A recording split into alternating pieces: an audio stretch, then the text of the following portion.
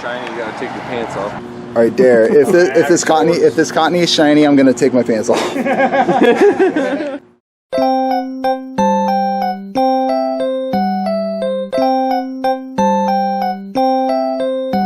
Alright, so it's now currently day 2 of Pokemon Go Fest, and me and my friend Ahmad, Love and No Ho, are actually making our way over to a Dusk main Necrozma raid. Actually trying to keep a track on the time here, so we got about 45 seconds to get over there.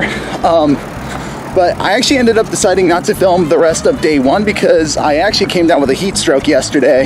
Yeah, I'm actually feeling a little bit better today. I actually came extra prepared with some water and Gatorade, so I don't end up making the same mistake like I did yesterday. There's more where that came from. You were close, but yet so far. I know. Damn. Oh yeah, that thing's done. Yeah. Oh, we both have the origin forms of Dialga and Palkia in there. From our last time. Yeah, from when we did the Go Tour event. Which, by the way, you guys, if you have not seen my Go Tour videos from Go Tour Sinnoh, I definitely recommend you guys check that out. Links to that will be in the description. But yeah, I'm feeling a lot better today than I was yesterday, so we're gonna tackle today even more head on than I did yesterday. Yeah, I was just like feeling like so sluggish. I literally could not record. I just did not have the energy for it.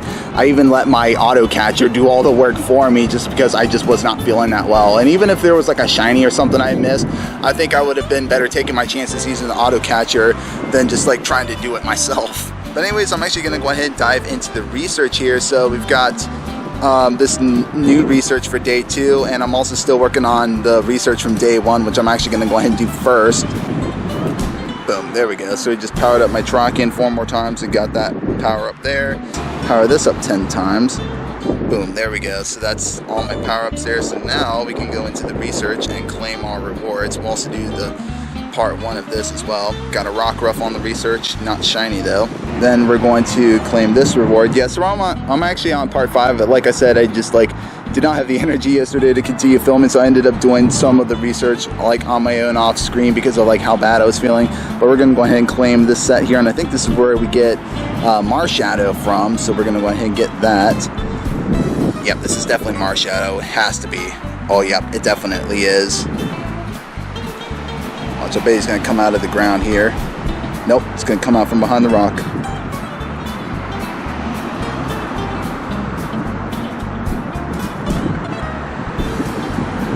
Yep, he does come out of the ground. Okay.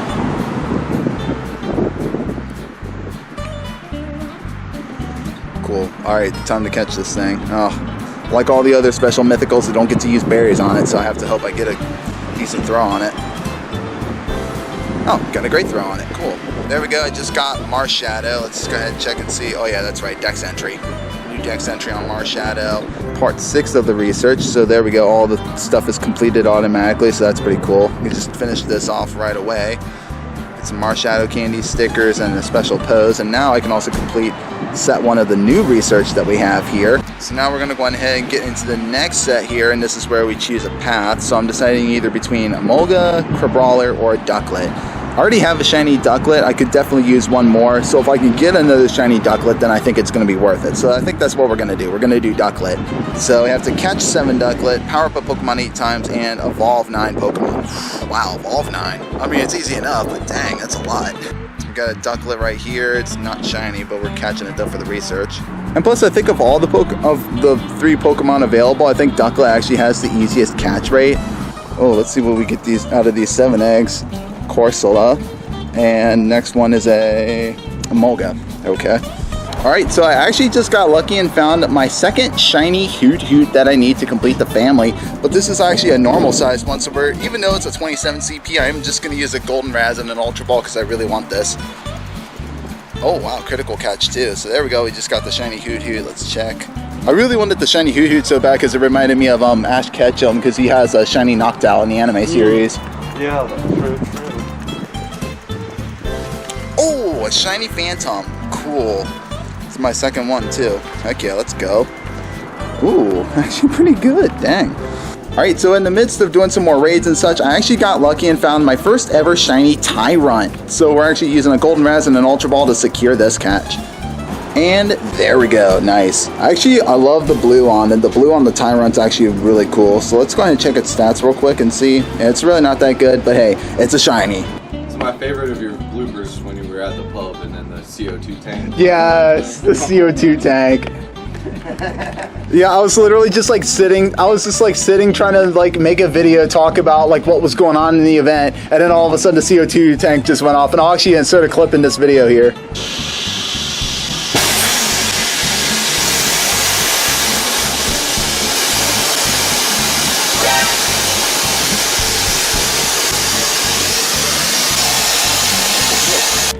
But hey, let's go. We just got a shiny Brawler here. Gonna use a golden Raz and Ultra Ball to secure the catch. Okay, I finally caught it.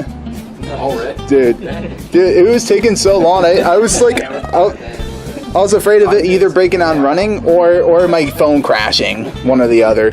Dude, if my phone crashed and I lost a Brawler completely, I'd be heartbroken. Alright, so for a lucky trade, me and my friend Jake are doing, we are actually doing shiny Necrozma for shiny Necrozma, so we're going to do the trade and see how the stats are. Dude, are you serious? So close, dude. Oh, 98. dude, I got 96. That's pretty cool though. I seen the CP. I thought it was a. Dang, that's pretty dang close, dude. Holy crap. Dude, that was a good trade for both of us. I'm glad I separated that one. Yeah. Alright, so I completed the second set of the research, so I'm actually going to claim all the rewards now and see what this reward encounter is. It's a Ducklet, but now we're actually going to redeem the second set here and see what this reward encounter is. Oh, it's our Cosmo. Cool. Explore a kilometer, battle in a raid, and earn 2,000 experience. Okay, that's pretty easy. Alright, so I just got lucky and found a shiny Corel. I've always wanted this thing because the blue just looks so cool on it. But anyways, we're going to use a golden Raz and an Ultra Ball, and we are going to secure the catch. And there we go. Nice. And I'm even more excited about this because it's a regional. At least now I don't have to travel to where Corel is just to get a shiny. Alright, shortly after I got the Corel, I just got a shiny Galarian Stunfisk. This elusive thing, I've always wanted one of these. Alright, we just got shiny Galarian Stunfisk. Heck yeah, let's go. Shiny, you gotta take your pants off. Oh, hell no. The heck? Alright, Dare, if this Cottonee is shiny, I'm gonna take my pants off. Alright. No, it's not shiny. Okay, I don't have to take my pants off. Alright, so one thing I actually did fail to mention is that the whole point of day 2 is that we actually have the official global debut of both Duskmane and Dawnwing's Necrozma. And both of these forms are actually very powerful because once you acquire their fusions, they actually get special moves. Any Necrozma that you fuse with Solgaleo to form Duskmane Necrozma will come with its special new Steel-type signature charge move, Sunsteel Strike, and any Necrozma fused with Lunala to form Dawnwing's Necrozma will come with its special new Ghost-type signature charge move, Moongeist Beam. So that's exactly what we're doing right now, is we're actually doing these raids and just trying to get the fusion energy to be able to pull off the fusions for Duskmane and Dawnwing's Necrozma respectively. And honestly, between these two, Dawnwing's Necrozma is definitely the easiest because it has a double Ghost and Dark weakness. So we're actually just doing this Dawnwing's Necrozma raid right now, and we're just absolutely annihilating it, especially with the party play. The party play actually really helps out in this regard because you can actually just dish out even more damage. And as with every Pokemon Go Fest, I always have to go out in my Pokemon Go gear. I got my Team Valor hat on, and I've also got the official 2024 Go Fest t-shirt. The cool thing about this shirt is like it's got a really nice little design on it. I kind of like some of like the older shirts, but this one is still pretty cool. It's got Necrozma on it, as you can kind of see. It's got that. It's got a little prismatic looking Pokeball in the background, and on the very back of the shirt, it's got the Go Fest 2024 logo, which is a really cool shirt. I do like the fact that it's purple though. So we just completed this Necrozma raid, and no, this one's not shiny, but oh, 2099. That's actually really high. This definitely has to be like 98 for sure. Oh yeah, that was definitely a good one. Alright, so I finally completed the third set of this first thing of special research, so I'm going to claim this one here, and then we're going to claim the final set, and let's see what we get. It's a, oh, Moon Crown Pikachu. Okay, not shiny though. So that's it for that first set of research, and now we're going to go into the second set of research.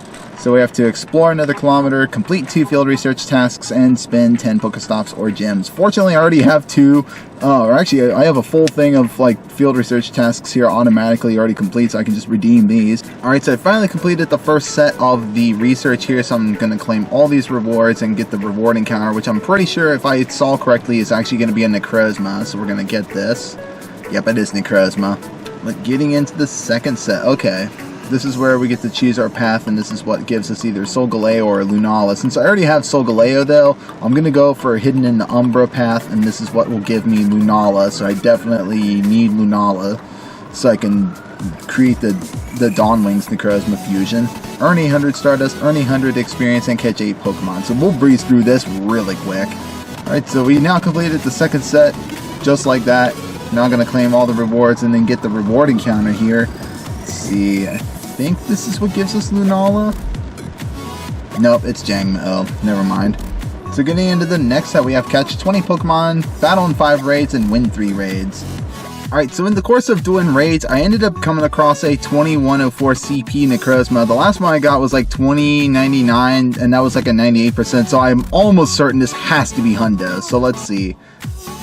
Yep, it is a Hundo. This is definitely going to be my fusion, for sure. Alright, so I just completed the third set of the research, and now I'm going to claim this. Let's see what this reward encounter is. Okay, it's the Umbreon. Cool.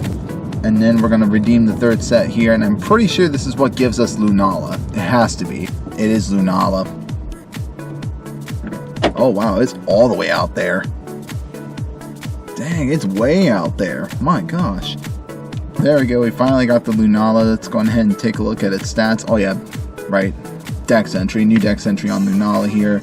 And it's got background cards, so that's pretty cool. And then we're going to see what the next set of the research holds for us. Okay, catch 10 Psychic, power up 15 Ghost, and make 25 Nice Throws. So there's our 15 power-ups. Decided to power up my Shadow Force Giratina. Alright, so during the final hours of GoFest, I was out and about rushing and doing some raids and stuff for Duskmane and Dawnwings Necrozma, and I was also pushing through the research because I still had to actually acquire my fusions. I don't think it would have really mattered too much even if I didn't, but it was mostly for me, it was my concern about like trying to get the special moves just before GoFest ended, because I don't know what would have happened if I had tried to get it after the event. I don't even know if I could even TM over. That was just a risk that I wasn't willing to take. So I went ahead immediately during the final minutes of GoFest, rushed to get to the final set, and fortunately, just in the nick of time, I was able to complete the fusions with Necrozma, with Solgaleo and Lunala to acquire their special forms, Duskmane and Dawnwings Necrozma, respectively.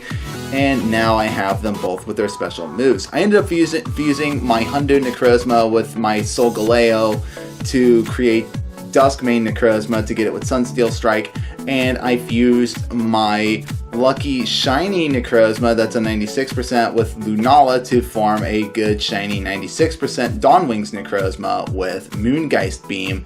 So yeah, I'm definitely very happy with how this event turned out overall in those two respects. So now I've got some really powerful Pokemon in my arsenal. Now that both day 1 and day 2 of GoFest are now officially behind us, it is now time for me to go over my shiny haul between both days. So everything you see here, from this Jangmo-O on the bottom left all the way up to this Pikachu here with the Sun Crown right next to the shiny Necrozma that I got from day 2, is my entire shiny haul from day 1. So this is about 21 shinies in total. Some of these are actually duplicates, like the Dratini, the Eevee, the Litwick. These are things I've already gotten from Community Day. Definitely the Grubbin, the tiny Hoot Hoot. Cool thing to have, definitely, don't get me wrong, but I prefer a normal size one. I did end up getting a normal size one earlier today, so now I actually have the whole shiny family for Hoot Hoot, and I am very happy about that. So now I can finally get that special Noctowl, just like how Ash Ketchum does in the anime series, so I'm very happy about that. I did finally get the second Alolan Rattata I needed to complete the Alolan Rattata family, so I now have that. And I have so many shiny Sun Crown Pikachus, which I almost don't even need really. I was actually hoping to get a Moon Crown shiny Pikachu, and unfortunately I did not. So with this being my only Jangmo-O, this one definitely has sentimental value to me, so I'm definitely going to be holding on to this one. So yeah, I'm very happy to at least have one shiny Jangmo-O. And I finally acquired a shiny Rockruff. Unfortunately, I did not get one that can evolve into the Dusk form.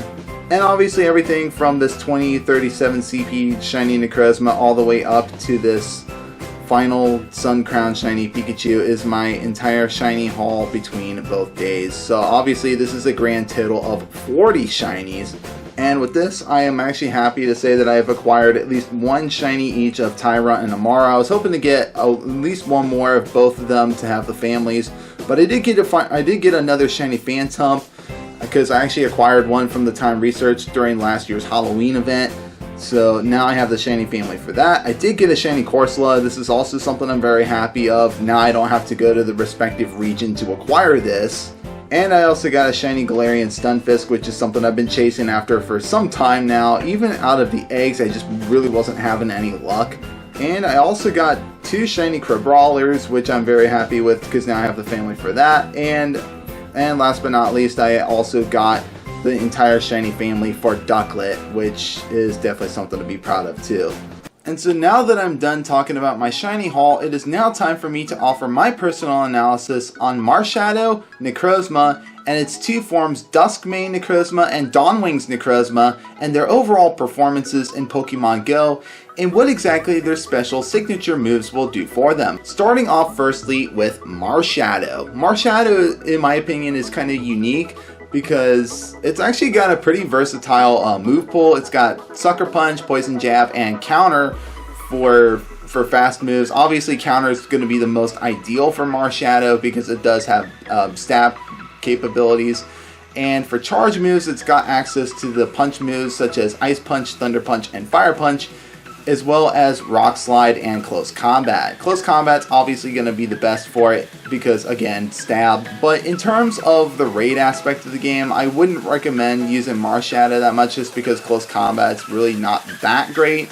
Obviously, if this is all you've got for a good fighter, it's not the worst option, but I still think, though, personally, it's better to stick with better things like Machamp and Lucario, Conkeldurr, and even Terrakion. But again, Marshadow does have a really nice attack stat, so again, this is not the worst option. In terms of the PvP aspect, unfortunately from the research, there is no way to get a Marshadow lower than 1500 CP. The only real leagues you can actually use Marshadow in would be something like the Ultra League and even the Master League if you were to actually have acquired a hundo for it. So obviously Counter, I think, is going to be the best fast move for it because, again, stab and also the fact that it has pretty decent energy gain. And honestly, I feel like you could run Marshadow with like any of the moves. I mean, Rock Slide is a very good one to use, and obviously Close Combat's good to use too. You want to be very careful with Close Combat though, because you do end up lowering your own attack by 2 stages, meaning you're taking more damage from your opponent. So you just have to be very careful if you do decide to run Close Combat on Marshadow. And now moving on to normal Necrozma. Necrozma on its own really isn't that great, but the other thing too with GoFest is that Espeon has been spawning as part of the event, and I personally think that Espeon is better. But also if you have something as good as a Mewtwo is probably the most superior of all Psychic type Pokemon out there. So if you have Mewtwo, this is obviously the best thing for you to use. And then I would say probably the next best thing would be other Pokemon like Metagross and Latios and Espeon, obviously. But if Necrozma is all you've got, this is not the worst option. Obviously with Cycle Cut and Future Sight for the moveset. And in terms of the PvP aspect of the game, Necrozma definitely has a really nice move pool. It's got Psycho Cut, which is really high energy gain, and it's also got Shadow Claw, which is not a stab move, but also offers pretty high energy gain too, and pretty decent damage, and you can get to some of those charge moves pretty quickly. However, it lacks a good shield baiting move. At one point I thought I saw something about it having like Rock Blast and even Night Slash in its moveset, but I think this ended up getting changed. because obviously I do know that Necrozma now only has access to things like Outrage and Future Sight, Iron Head, and even Dark Pulse for charge moves. And these are all pretty relatively, to an extent, energy demanding charge moves, like up into like the 50s, if not 60s. I think Future Sight's like closer to like 60, but because of the fact that it doesn't really have a good shield baiting move like Night Slash or Rock Blast, I don't really see this thing getting much use in PvP due to this reason. And now moving on to Dusk main Necrozma. Now this is where things get very, very interesting. Because according to some sources that I've actually read, and this is what actually blows my mind, apparently with the moveset of Metal Claw for the fast move, and that special new signature steel type move of Sunsteel Strike, with this moveset, Dusk main Necrozma now outclasses Meteor Mash Metagross as the next best meta-relevant steel type attacker in all of Pokemon Go. I never would have imagined I'd see the day that Meteor Mash Metagross would end up being outclassed in this fashion. That new title now belongs to Dusk main Necrozma. And apparently, even when Mega Metagross comes out, even this is not going to be enough to outclass Dusk main Necrozma either. Now, getting into the PvP aspect of Dusk main Necrozma, the only real league that this thing would be most useful for is the Open Master League, just because of how high its stats are. And apparently, according to PvPoke.com, the best moveset overall is to obviously use Shadow Claw for the fast move, and to use Dark Pulse and Sunsteel Strike obviously for the charge moves. Now, last but not least, we're moving on to Dawnwing's Necrozma and Moongeist Beam. Moongeist Beam on Dawnwing's Necrozma in conjunction with Shadow Claw as the fast move makes it one of the best meta-relevant ghost-type attackers in all of Pokemon Go. It's just a teeny little bit behind Mega Gengar in terms of overall damage output, but considering the fact that Mega Gengar is very glassy and it just goes down like a sack of potatoes, honestly, I think you're better off just using Dawnwing's Necrozma, because Dawnwing's Necrozma is definitely bulkier, and especially because of how powerful Moongeist Beam is. It's just as powerful as Sunsteel Strike is. And getting into the PvP aspect of Dawnwing's Necrozma, according to PvPoke.com, I have actually just read that Dawnwing's Necrozma is just a little bit better than Dusk main Necrozma is, with the moveset of Shadow Claw, Dark Pulse, and Moongeist Beam. I also did fail to mention too that these two moves, Sunsteel Strike and Moongeist Beam, actually have special adventure effects very much in the same way like how Origin Dialga with Roar of Time and Palkia with Spatial Rend have their special adventure effects as well. So these are two new moves with special adventure effects of their own. Sunsteel Strike, when used, will actually attract Pokemon that you can typically only find during the daytime, and also allow you to evolve Pokemon that can only be evolved during the daytime during the nighttime, which I think is actually a pretty nice little feature to have. Last but not least is Moongeist Beam, and Moongeist Beam kind of does the opposite of Sunsteel Strike, and this basically attracts Pokemon that you would normally find during the nighttime, and it also allows for Pokemon that typically can only evolve during the nighttime to be evolved during the daytime. So again, I think these two adventure effects are pretty cool in their own respect, and could be a really nice way to shiny hunt for like various Pokemon, things like Alolan Executor, and more notably Helioptile with use of Sunsteel Strike. I think that's also pretty cool. And even things like Alola Mravunac with the Moongeist Beam adventure effect.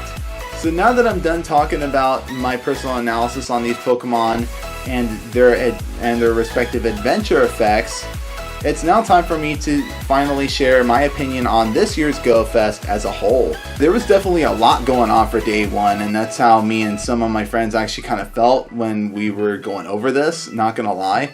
Given the circumstances, me, my dad, and my friends got a lot accomplished, I feel like. And the other thing too that still kind of blows my mind, and obviously, I mean, I am a little bit jealous, but I am very excited for my friend that he ended up getting the Shundo Kartana with the special background. Like, you can't get any more big of a flex than that. I think that that's probably the coolest thing ever. I was mostly just trying to like hunt and grind for certain Pokemon. I definitely got some very cool shinies out of it, and I am very happy to see Necrozma and its 2 special forms get introduced. But this is also a big indicator that at some point in the near future that we will eventually get Ultra Necrozma, and Ultra Necrozma, oh my goodness, this thing, if I have to guess, it's also probably going to get access to its special move Photon Geyser, and I'm probably going to assume it's probably going to be just as powerful, if not more powerful, than Sunskill Strike and Moongeist Beam. And if it is, oh my goodness, I think this thing could very well have the potential to outclass normal Mewtwo, possibly, if it does end up happening. But then obviously we still have the 2 Mega Evolutions for Mewtwo that still have yet to come out, which obviously I don't think anything at that point is going to be outclassing them. But yeah, I'm definitely very excited to know that Ultra Necrozma is definitely on the horizon. As to when this thing will be released remains to be seen, but it's definitely something to be on the lookout for, because this form of Necrozma is indeed very powerful.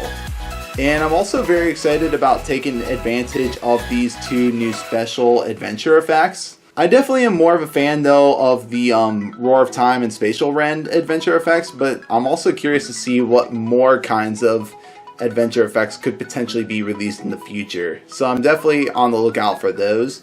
But honestly, it's kind of hard for me to tell really if this is the best Go Fest that I've ever done, because obviously the Go Fest of last year is what actually introduced Mega Rayquaza, and Mega Rayquaza so far is probably one of the most powerful Pokemon we have yet. I feel like Go Fest of 2023 was definitely better than Go Fest of this year. Again, this year's Go Fest definitely had a lot of neat stuff. Obviously, I was happy to see like the Ultra Beast be released in raids again, especially with like the special like backgrounds, which obviously it was just like another thing to like add to your collection, which is kind of like both a good thing but also a bit of a bad thing, because like bad thing because now you're taking up more space trying to get a special Ultra Beast and or Necrozma with a special background, and that's just kind of taking up space at that point. But I mean, it's still a nice little cosmetic thing to have, unless too if it has like good stats and everything. We also had the Beast Balls, and the Beast Balls definitely made the Ultra Beasts that much easier to catch and that much quicker to get them out of the way too, so you can move on to do other things. So yeah, that is pretty much it for all of Pokemon Go Fest 2024. I'm definitely looking forward to next year's Go Fest and seeing what that holds for us. And on that note, I'm actually going to go on ahead and I will end off this video right here. But anyways, I hope you guys have enjoyed this year's Go Fest and watching this video as much as I have making it. And as always, if you did enjoy, then please consider hitting that subscribe button down below. Also leave a like and a comment, won't hurt either. But anyways, that is going to be it for me today. I'm BVMSerious, and I hope you guys have a seriously amazing day. Thank you so much for watching.